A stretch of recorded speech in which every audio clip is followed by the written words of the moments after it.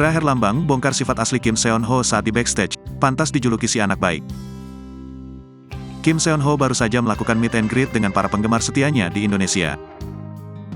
Indra Herlambang didapuk sebagai MC di acara meet and greet Kim Seon Ho. Melalui akun Twitternya, Indra Herlambang membagikan potret bersama dengan sang aktor. Ia pun membeberkan sifat asli Kim Seon Ho saat ada di backstage. Indra mengatakan Kim Seon Ho benar-benar pantas dijuluki si anak baik. Hal ini karena perilakunya yang benar-benar sopan, menyenangkan, dan sangat rendah hati saat di belakang panggung. Sebelum naik panggung di hari kedua, gue nyapa dong untuk kasih semangat. Lah, dia malah berkali-kali bilang terima kasih.